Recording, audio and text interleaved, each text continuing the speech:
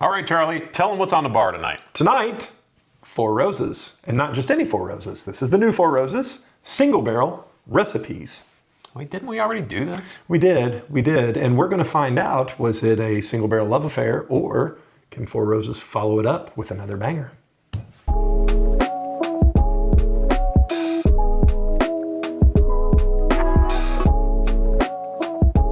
All right, Charlie, as we mentioned in the open, we kind of fell in love with this new Four Roses single barrel, the 100 proof, the OBSF, right? We did, and we rated it very highly.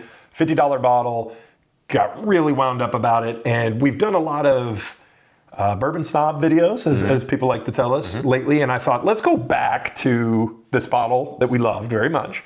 And I picked up another, the OESK, and I thought, let's see, are they all delicious, or did we find lightning in a bottle? Sure, and it'll be fun to figure out after tasting this again tonight. Do we love it as much as we did before? Yeah, a little revisit is always fun, and do we find something we like more, or do we know what recipe? Because this is what's really fun about these recipe ones is you can kind of really tailor make it to your palate and your taste. Absolutely. So let's get into it. Quick revisit on this OBSF single barrel. Tasting notes include delicate rye, apple, mint, clove, and cocoa. Again, these are all 100 proof, and they are single barrels.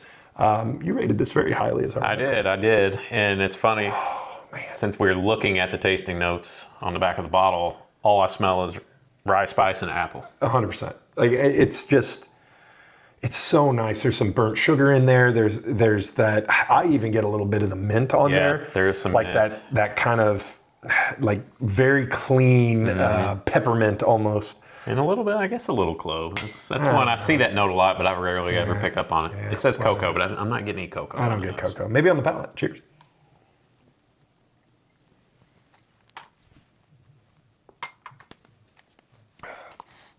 Cocoa shows up on the palate. So does the rye spice. I like it just as much as I did before. It's so damn good. It is really good. I just tell you, I find, is it the best bourbon I've ever had? No. Nope. But I can't find any fault in it. It's an immediate flavor punch. It has great spice and great character and great depth of flavor, and everything is really bold. The finish is exquisite and long lasting. The finish is still finishing. It's just so good. I just cannot find any fault in that bourbon. It's delicious. It is delicious, and it's very Keep flavorful. Talking. You get there's all kinds of flavor going on in it, but it's easy on the palate as well, right? And you get plenty of the rye spice, but it's not hot. But you get a Kentucky Kentucky hot. It's what you would want at 100 proof, because like one of the things like with 100 proof is you get 100 proof that drinks like a 90, it leaves something wanting. Right. You get 100 proof that drinks like a 110, you're like, that's a little hot. It's a little hot. Yeah. This drinks like 100 proof should drink, like where you know you're drinking something. That's a perfect 100 proof. That's a perfectly proofed bourbon, I feel like. So this is our new one, OESK, following up the OBSF. This one is also a single barrel. It's also 100 proof, and our tasting notes are baking spice, mellow oak, tea leaves, and caramel. Ooh, tea leaves. Oh, fresh pop. So this one, obviously, a fresh pop. You just saw it. Again, $50. And I am really eager to see if we can really get into the flavor notes on the first one, on the OBSF, are so spot on. And usually they're not. Usually they're a little pretentious. What's the marzipan or whatever, rich mahogany. I'm really eager on this one. Same color. Yeah. Both of them are very light. They're very light, and it kind of throws you off. Almost a tea color. I got to be honest too. I really want to love this. I've been really romantic about these bottles and told everybody like, hey, if you see these, you need to get them. The one that we have is incredible. I really want to love this. Check your notes, Charlie. The OESK, what is the mash bill on that one? It's OESK. I don't do notes, so we're just going to fly by the seat of our pants. You can look it up. There'll be a short about that later, I'm sure. Let's nose this thing. Totally different nose. Very different. No fruit. No. No fruit. This has more of a deeper, like a baking spice type of note. Yeah. Almost boy, it's got a little of that that funk. And it does have some funk. People have asked about the funk thing in some of our comments. Funk is just that. It's funk. You can't quite put your nose on it. There's a good funk. There's a bad funk. There's an old funk. There's an old funk. A dusty funk. Yes, there is. And it's one of those things where you just know what it is when it is, right? There's a funkadelic. Yeah, there's the Grand Funk Railroad. Oh my gosh, so different. Oh, this smells like fruit salad. Yeah. All right, I'm actually really excited. I do. Now, hold on. I want to say, I like this nose. It's deep and kind of scary. Cheers.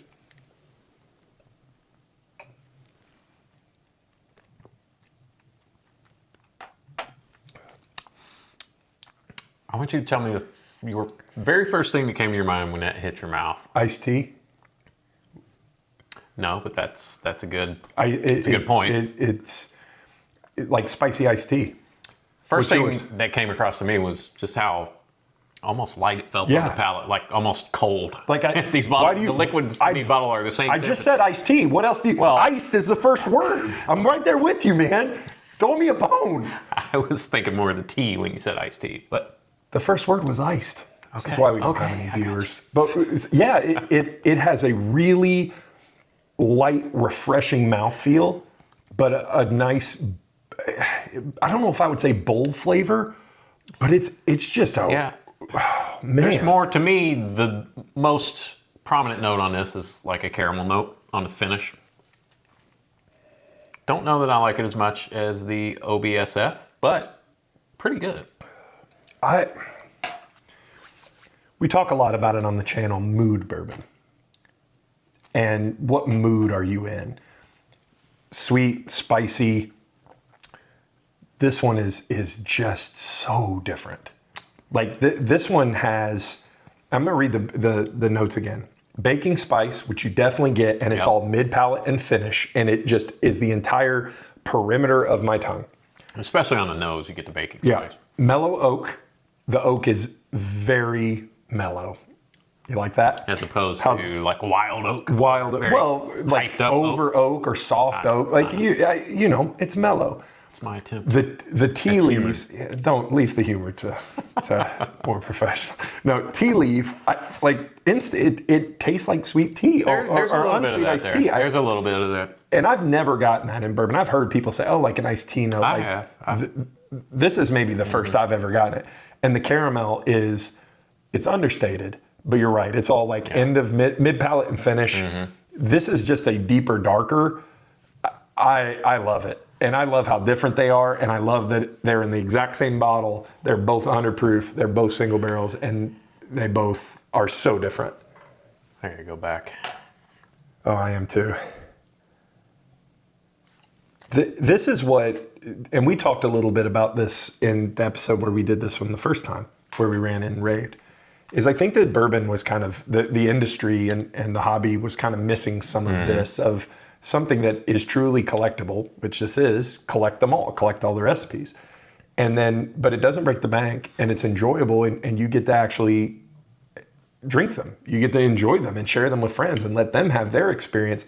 I feel like this was sorely missed in the industry. I would agree. In what's coming to my mind right now, and this is the first time we've talked about this on the show, is we're doing a bourbon tasting dinner coming up on June 28th in New Albany, Indiana, at Mesa. It's a live dining experience. So anyway, they were crazy enough to let us come and kind of take over. Tell me you've never watched our content without telling me. And host a dinner with a dinner and bourbon pairing. So we ended up choosing Hard Truth. Yeah. Because of their variety of affordable, attainable, really good bourbons, right? And now I'm sitting here thinking, gosh, how great would it be to have there's 4 of these, right? All 4 recipes? I believe so, yeah. There may be more. If they invite us back, if we don't fall on our face here, maybe that might be an idea for the next one. I think that is an excellent idea. Because what a way to pair the menu. Didn't mean to cut you off, pair the menu around those. Wow. And if you have people who are being introduced to bourbon, just to show them how much different. Yeah, same distillery, same proof. Essentially, I'm sure they're the same barrels.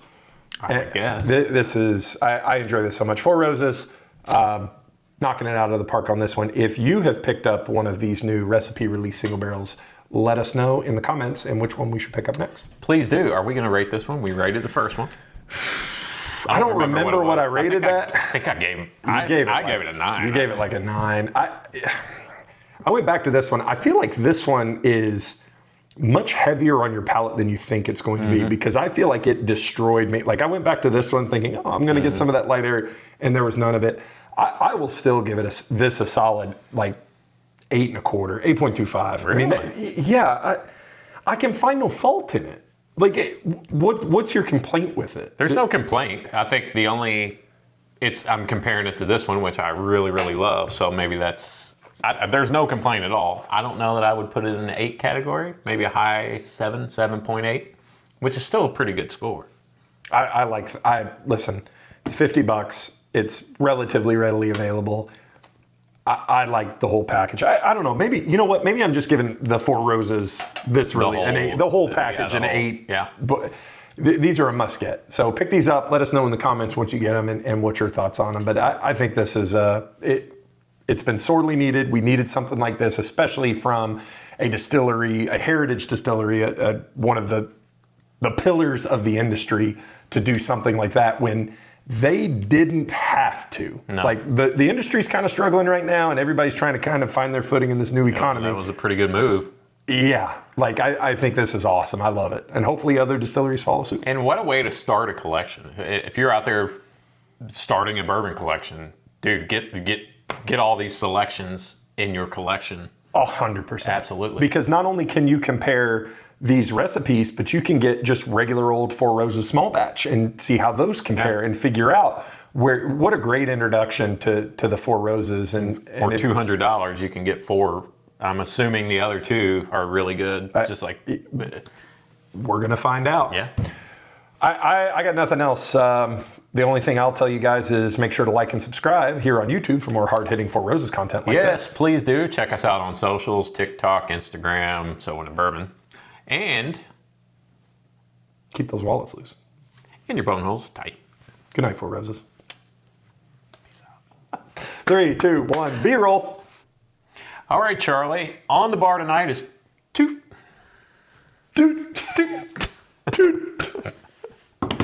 Action. All right, sorry. All right, sorry. Charlie. All right. We've lost 3, plan. 2, 1. Okay.